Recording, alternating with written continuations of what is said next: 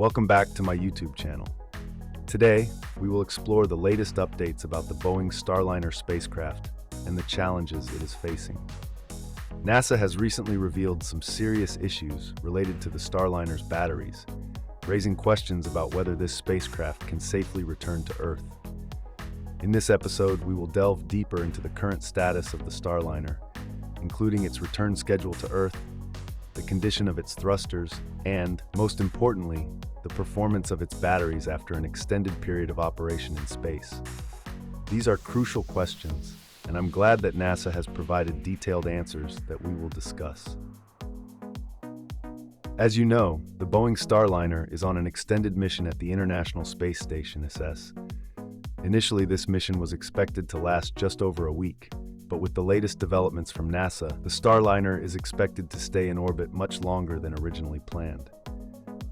The 45-day mission limit has been surpassed, marking a new phase for this spacecraft.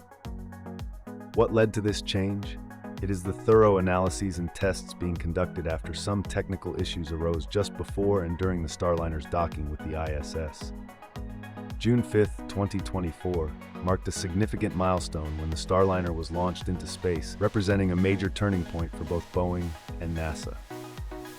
This mission, known as the Crew Flight Test (CFT), is not only the first crewed flight of the Starliner, but also a new challenge after two previous uncrewed flights. On board, there are two NASA astronauts, Butch Wilmore and Suni Williams. Both are experienced test pilots with extensive backgrounds in evaluating new spacecraft systems, and their presence brings confidence to this mission. But the challenges don't stop there.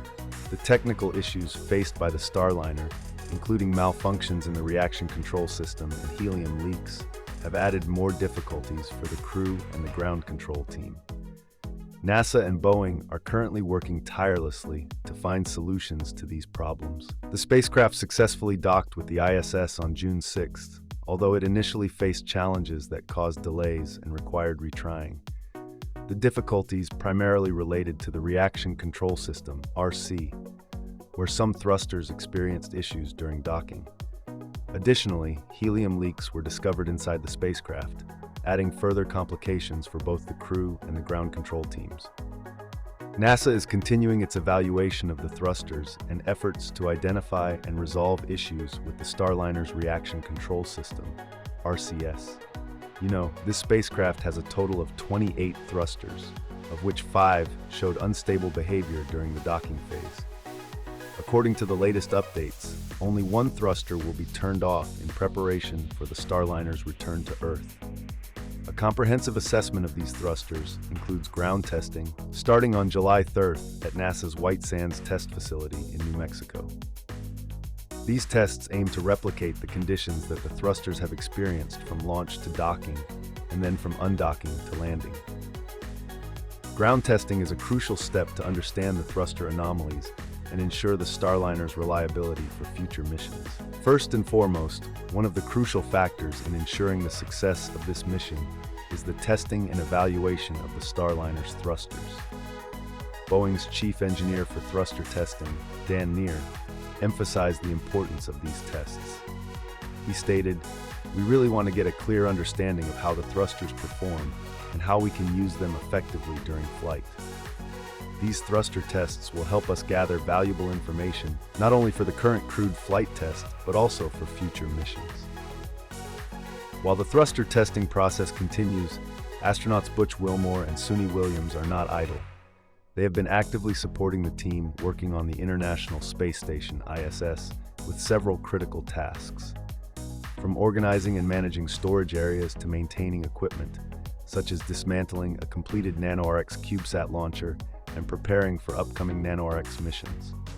These tasks may seem straightforward, but they are essential for maintaining the daily operations of the ISS and provide valuable insights into the daily work of astronauts in space. The challenges Wilmore and Williams are facing also reflect the difficulties astronauts endure during long-duration missions. Meanwhile, at the control centers on Earth, technical teams at NASA's Mission Control Center in Houston and Boeing's Mission Control Center at Kennedy Space Center are tirelessly testing each system of the Starliner. Chloe Maring, the flight director of Starliner, clarified the spacecraft's readiness for this extended mission. She stated, "We have made several important updates to the spacecraft to support the extended docking through July and the upcoming active beta phases. Currently, Starliner remains stable with no abnormalities reported." So, what is the current status of the batteries on Starliner? Over a month has passed. Are they still functioning well, or have they encountered issues? This is a crucial question we need to address.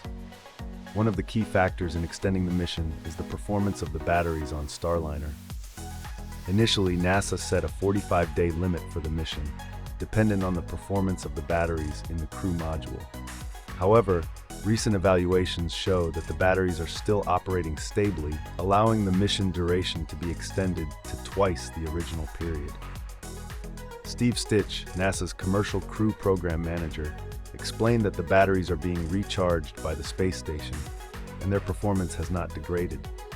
This opens up the possibility that Starliner could continue to dock for up to 90 days or even longer, providing ample time for thorough testing and analysis.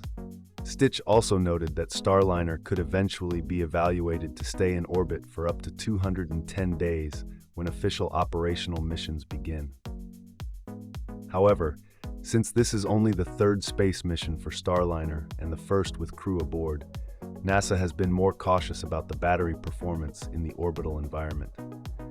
The current mission has provided valuable data, confirming the reliability of the batteries and paving the way for future missions. Next, let's explore the activities that the astronauts have undertaken during this extended stay. Wilmore and Williams have made invaluable contributions to the ISS team by engaging in several important tasks. For instance, Wilmore has been actively involved with the Lunar Microscope project. This experimental initiative allows surgeons on Earth to diagnose illnesses by analyzing microsamples from space. This technology promises to become an essential tool for diagnosing medical conditions in future missions to the Moon and Mars. Meanwhile, Williams has been performing routine maintenance on the orbital plumbing system and inspecting U.S. storage items in the Zarya module. These tasks highlight the variety of work astronauts undertake while on the ISS, ranging from scientific research to maintaining the station's operational efficiency. Canadian astronaut Josh Crick, who will join the Starliner flight on the next mission, has also been involved in the current mission as a capsule communicator, CAPCOM. Crick has worked closely with Wilmore and Williams to ensure the successful transfer of mission data, MDLs, and that all software updates are accurately implemented. As of July 9th, Starliner remains docked at the ISS, and its mission has been extended indefinitely while tests and analyses continue. The spacecraft is in good condition, with stable battery performance and no significant abnormalities reported. NASA and Boeing are currently focused on determining the root cause of the thruster issues and ensuring that necessary design changes will be made for future missions. This extended mission provides a valuable opportunity to collect data and evaluate the Starliner systems, setting the stage for its future role in NASA's ISS operations. Upcoming tests at White Sands will play a critical role in assessing the reliability and performance of the thrusters. Findings from these tests will shape design and operational strategies for future missions, including potential crew rotation missions to the ISS that could last up to 6 months, starting as early as 2025.